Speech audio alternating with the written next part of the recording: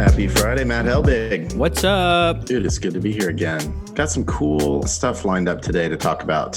One of the things that you and I have had this conversation about is, what are we doing here? What's this Feedback Friday about? And one of the things I realized is that a teacher of mine, mentor, guy named David Marquet, who wrote a book called Turn the Ship Around. He really helped me understand that, most people understand the difference between something that's really bad and something that's really good, but it's the marker in between. It's like, where's the line? That's the hard part. And that's what I want Feedback Friday to be about. I want to teach others what we believe is the line between what, makes this small difference that jumps you from that's okay to, okay, now we're cooking. Now we're getting toward really good. Does that make sense? Does that work for you? Okay.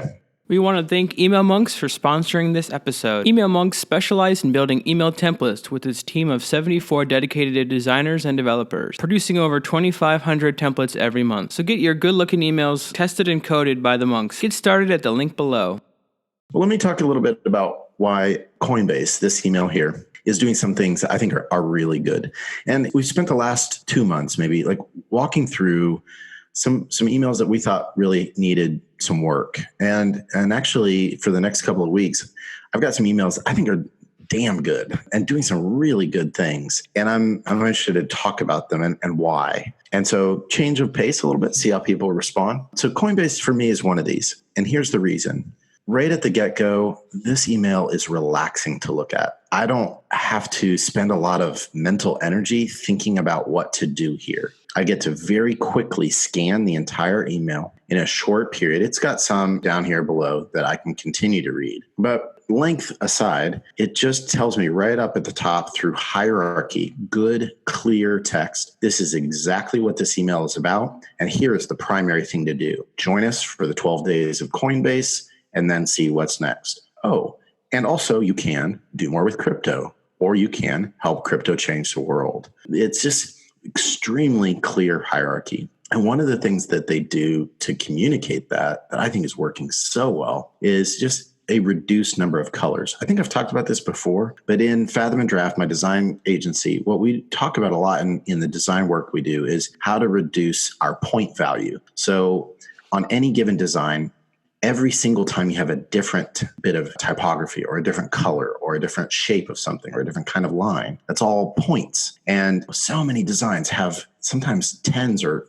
20 different points in any design, sometimes more. Whereas this, man, they've done a nice job. It's the same essential blue throughout, and especially with your action buttons or links, etc., all the same blue. And then when there is a heading, it is dark. When there is text, it is this lighter gray. It is very easy for me to scan, which is very relaxing on the brain. It allows for that scannability very quickly. This, to me, just gets the job done. And this is a great example of an email that really serves the customer, gets them information that they can read in a digestible format, gets them to the site, and does it in a way that's very attractive. There are some things that I might change about the email, but right off the bat, the hierarchy, they're killing it. And I think this is always something that others can do really, really well, is just create really clean hierarchy, get your headings to be able to be seen, and also help them make sense. These headings are very clear about what you can do with crypto. And I think that's fascinating. And also like changing your link text, learn how, get the gift card, get started. Like whoever's doing this is doing a nice job. So what do you think about this part? Yeah, I think three things really stand out to me right away is that this could be like a plain text email, but I think adding the HTML element and designing this email makes it a lot more engaging and successful. This is like a mostly text email, really, but it not being plain text, I think, adds a lot of value to it. I think the second thing is that each of these images and icons really add value to the messaging. They're not just like put in there for fun. I think everything really matches up to the message that they're trying to do. And then I really like that each of these are all unique CTAs. Learn how, get started, get a gift card. Those are very actionable CTAs, and they're not just the same thing over and over again. So each section or point really is, engaging and wants you to click through and learn more about each section. So, but yeah, with this top section, I think the only thing I might change would maybe like add some fun little holiday imagery or something like that. But I don't think the email needs something that much more. This is pretty simple, clear, as you said, serves the customer very well. Yeah, that's a really good point. I think that a neat little illustration kind of in the background or something like that right here could really kind of do a little bit to even balance out the email and fit with some of these other illustrations. It's a good call. And it would help even add to that hierarchy up top where that's the primary thing. And then people start following down. So I think that makes sense. Cool. One thing I want to point out here too, that's a really important part of hierarchy is white space. So note how they have consistent white space where you have the title of the brand. Okay. Then you have this chunk of information, which is really close together, and it is clearly a chunk. And then the white space here is more than the white space above the button. That's really important to say, okay, this part's done. Now we're moving on to the next part. White space is something people get wrong all the time. It's incredible. So then again, do more with crypto, and here's the subheading, right? And then being able to have enough of a white space to get into the next part. And again, this is a chunk of information, white space, chunk of information, white space. And just being able to do that and make it consistent, I think is working, really well. I will say, if I'm going to be super duper picky, one of the things I would like to see in the tech stack of email change is better typography support. And right now with responsive, it can be very difficult, but you can control some of this in just some of your copywriting. So this is what's called an orphan or a widow down here on the bottom. And if you can control that by just making sure that you have just a few, like one or two more words, if you can figure them out, or kill something up top so that it's only one line. Like this one even, works a little bit better, right?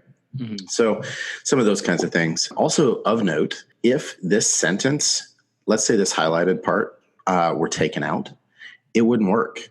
It's not enough. It's really important that this subheading actually comes at least about 80% of the way. It creates a stabilizing force there. Mm-hmm. And so that's a really important little piece. And again, that's just something that people don't hit. And it's all part of the visual language. Maybe in our links, we can actually add this to the link, but a book that I always recommend to especially non-designers or junior designers is Scott McCloud's Understanding Comics. It's a great way to really start to understand the visual language. And of course, Robert Bringhurst's Elements of Typographical Style is a game changer if you want to really understand how to communicate with typography, which email is. I am really impressed, though, with the limited color palette that they have really can create that hierarchy. These being different colors really changes like how you read this email. Yep. It's really impressive. With a vertical like crypto, the legal stuff is crazy in that space. And they've said, you know what? We don't need a cuckoo footer. I would love to, actually, this is a call to anybody out there who is tied up in legal and understands legal. I would love to interview you about some of the legal requirements and why some people do extremely long legal text footers and why others don't. And my hypothesis is that we can always just link to the legal, and it's not required to be on an email, but clearly not everybody agrees. So I'm interested to see and hear about that. So if anybody has any ideas, hit me up. Anyway, so I'm pretty stoked on this email, and I'd love to hear from others about emails like this or emails that they're trying to do to mimic this style. We'd love to see them, and happy to give some feedback. Anything else you want to add, Matt? I think one last note, though, too, is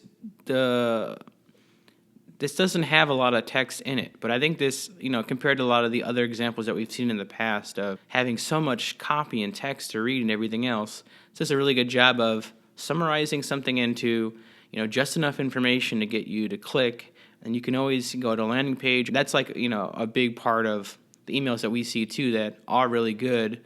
Don't give you everything right away. If this isn't interested, you can skip over the PayPal part.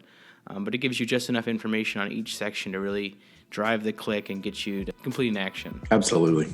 Yeah, good call. Well, this one's really good for me. Okay, well, hopefully we'll get some free Bitcoins out of this. Awesome. Hope so. See ya. All right, bye-bye.